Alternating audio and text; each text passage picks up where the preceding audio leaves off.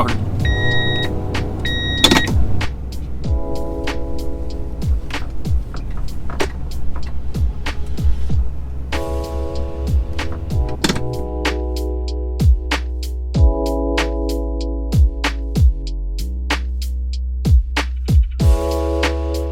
Hey guys, it's Brian with Sign Me Up Designs, and today I'm going to show you how to restore the door panels on this 2004 Toyota Tundra Double Cab.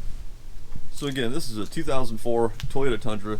This is my first vehicle I've ever bought, like a not really brand new, but first vehicle I've ever financed. 2004, so 16 years old now, and it's got some issues. The battery's dead, so I'm charging it right now. So I thought about maybe buying a diesel truck, but I just don't have $20,000 to spend.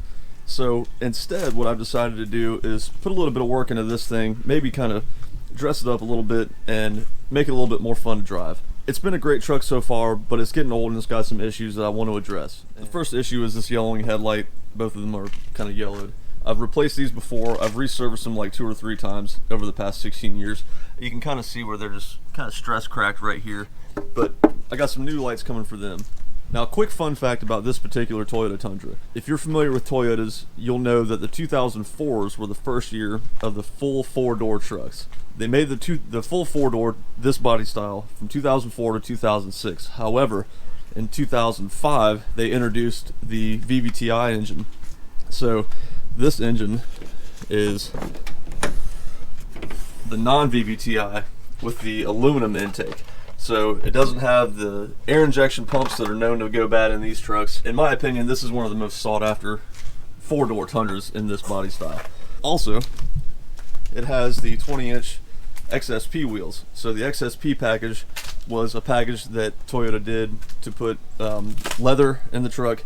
They did 20-inch wheels like this, and they had some running boards, and they had some stitching in the headrest and the leather. Now, speaking of leather, that's the last thing we're going to do to this truck. Now, this truck, as you can see, is an SR5. It is not an XSP Tundra. This is one that I bought that was pretty much totally factory. It had some 15-inch inky wheels that came on them as an option versus the steel wheels. And I've actually put leather in this truck. It's a Catskins leather kit. It's the Toyota approved leather kit. But the door panels are peeling off, and I'm going to show you that. And today, my main goal is going to be to fix those leather door panels. So let's see if I can somehow screw them up even worse, or if I can actually get these things fixed and make this truck worthy of keeping.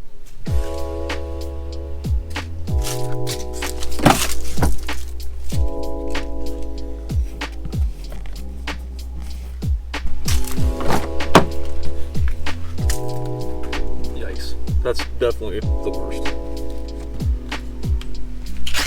I've actually tried to repair this one like 3 or 4 times.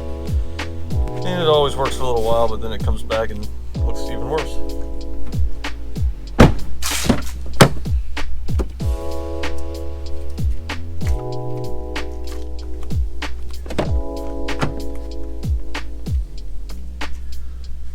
Okay, these door panels are pretty easy to get off. First thing we got to do is pop this thing. Then there's a screw hidden behind here, this little cover. There's a screw in this little cover for the handle. There's a screw behind this cover. And I believe, yeah, these 2 little clips here and here, and it just pops off. Once we get the screws out, it'll just pop right on out. And while we're in here, I think I'm gonna see if I can maybe paint these. See where it's kind of rusted a little bit? I might see if I can paint those a little bit with some, I don't know, something, make it look a little bit better.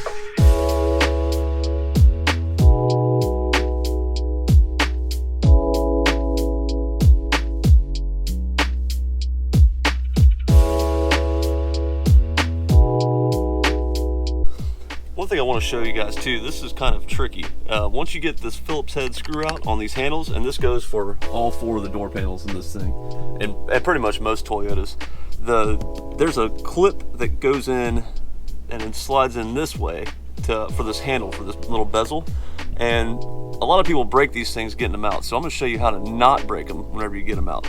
So the trick is to get a small little flat blade screwdriver similar to this, and there's a release tab here and here. So once you can pop those 2 release tabs, oh gosh, it's hard to do one-handed. Get out of there. Come on. Get off. Get off. Okay. once you pop those two release tabs, I promise it's not that hard, but it's easier with two hands.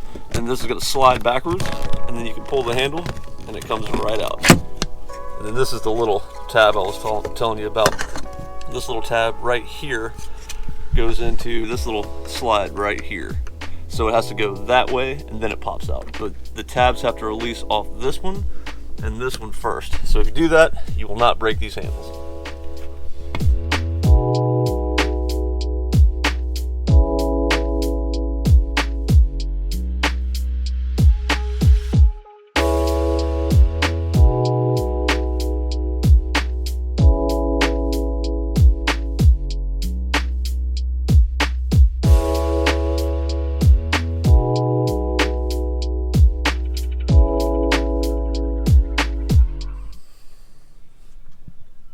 So I've owned this truck since 2007, so that's about 13 years now. And 13 years ago, I was 22-ish? Yeah, 22, 21, 22. And back then I thought I knew everything. So let me show you one of those things where I thought was gonna be a great idea. Here I am 13 years later saying, what was I thinking back then? Just check out this custom speaker install. And you know what? I'm not gonna fix it because it's been like that for quite some time. Now, in fairness, these Tundras and Sequoias with the JBL systems, which is what this has, or had, came with a 7.5 inch or 7.7 inch. It was a 7 inch, maybe it was a 7 inch. It was a weird size. When the 7 inch speakers went bad, the only really aftermarket replacement was a 6.5 inch speaker. So that's what I did with this. This is a 6.5 inch, just MB Court base model, whatever. And that's what I put in here. So it didn't directly bolt into the factory location, so I took some of this ABS plastic and obviously I cut a little bit too big and had to make a mount there. I mean, but truthfully, it's secure. It's not rattling around or anything, but you know, this was so long ago that I forgot that I'd even done this. So learn from your mistakes, kids. That's the lesson to be learned here. All right, so here's all the door panels off the truck. You can see how kind of rough they are. And we're gonna kind of restore these things. This is the driver's door, which is the one that gets the most action, at least for me. What I'm gonna do is I'm gonna see if I can restore this back to as close to factory as I can. Now, here's what we're gonna do. We're gonna take, obviously, these leather panels. We're gonna take them off and replace them. I'm gonna really just give this thing a deep clean. I don't know if you can see the staining just from years of use. But also, we're gonna get these little rust spots off of here. I'm gonna try to get those. That rust off there and repaint these things. More importantly, we're going to replace this leather, and obviously you see how the leather's just peeling off here. This is, again, been installed for 15 years or so, so I'm going to see if I can, restore these door panels. That's the goal for today. The people that put this leather on a long time ago, they actually put the leather on top of the original carpet. So what I'm going to do today is I'm going to peel all this off, and I'm going to take the original carpet off, and what I'm going to do is I'm going to reuse this leather that originally was on there, but I'm going to take this off and reuse just the leather. So I think if we could take this carpet out and just bond this leather directly to the door panel, I feel like this layer is what's causing the problem. So if we bond it directly to the door panel, we should be good to go.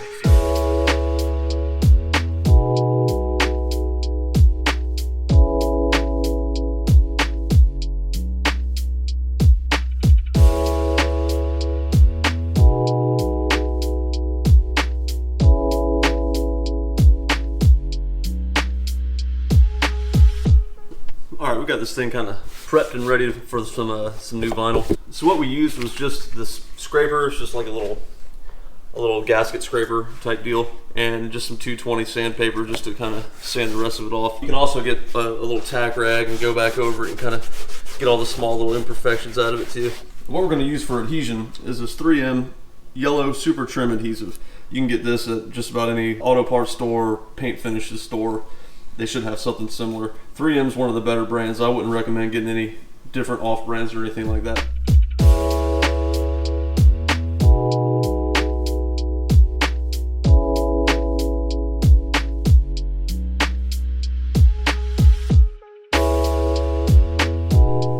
Alright, we got this thing sprayed.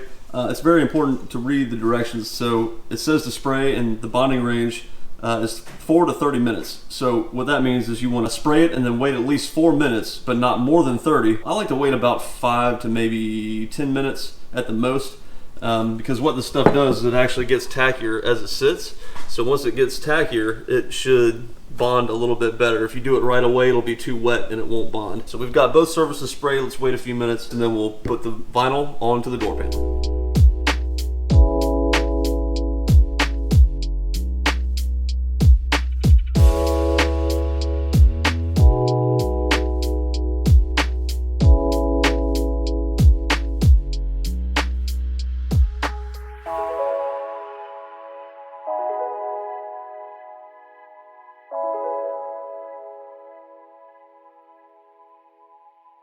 Alright, got the new leather back on, well the old leather back on rather, and it all looks pretty good.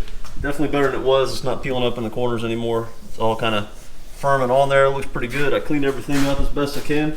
So now we're going to move on to painting these grills, these speaker grills. You see all the rust right there. I'm going to try to sand that off just a little bit, and then I'm going to go ahead and paint it with some primer, some gray primer, and see if that color's close, and if it's not, then we'll go back with another top coat that'll match it a little bit closer.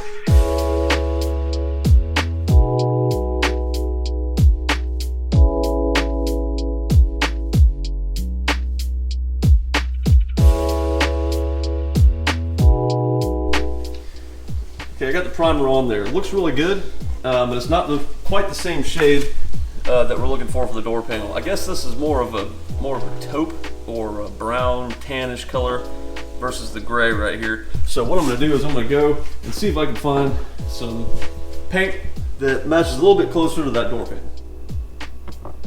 Nope. Closer, but nope. Alright, so here's where we are. I went and talked to my buddy Will at the paint store, and I brought my door handle trim with me so we could kind of match up some paint, and he gave me this classic coat aerosols, a color chart here. So the color code for my truck is medium gray. That's the color it's supposed to be. Now this chart is whenever the paint is actually applied and dry. So when we match this up, I don't know if the camera can pick that up, but it's not quite where it needs to be. So what we looked at was this color, which is actually a Chrysler color, and it's called a light gray stone. That one in real life looks like the closest match we can find. So here's what it is. I spent $16 on this bad boy and I got it. So what I did was I painted a couple of them and they look pretty good. They're not a dead match. When you look at it in the right angle, it's really close. But when you look at it at a different angle, it's off. It looks really off right there, but when you get up to this angle, it looks pretty dang close. But anyway, we're gonna roll with this because I'm just, number one, I'm tired of chasing paint, and this is the third can I've bought, but we're gonna roll with that. And whenever it dries, it should be a little bit darker than what it is right now. So I actually went back and checked the footage, and these grills were actually a little bit darker. They were kind of closer to the color of the armrest. So now they're a little bit lighter. They don't match 100% to the door panel, but they never did originally. So I'm gonna call this good, and let's throw them back on the truck.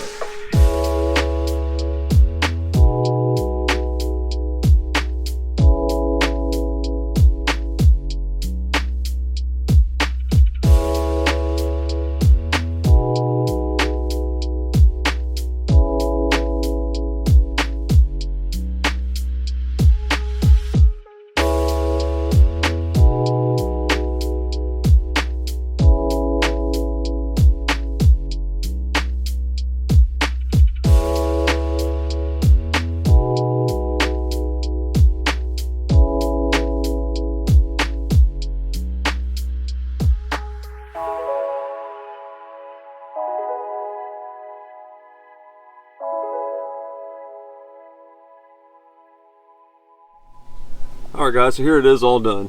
Now for the sake of transparency, I wanted to show you this. Whenever I took that foam off the original door panel skin, it actually left a little bit of a gap right here since I didn't put that foam back on, but I can live with this.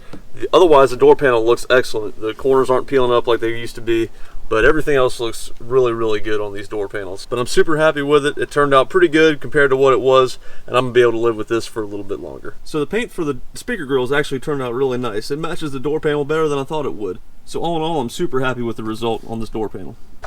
So So there it is, guys. That completes the door panel rebuild on this 2004 Toyota Tundra. If you want to see more videos like this, put it down in the comments. I'd love to make some kind of repair videos and how-to videos and things like that. Also, don't forget to subscribe and like this video if you thought that it was helpful. And follow me on Instagram. It's @the_Brian Rogers, where you can get an inside scoop on YouTube videos before they come up on YouTube. Thanks again for watching, guys. We'll see you in the next one.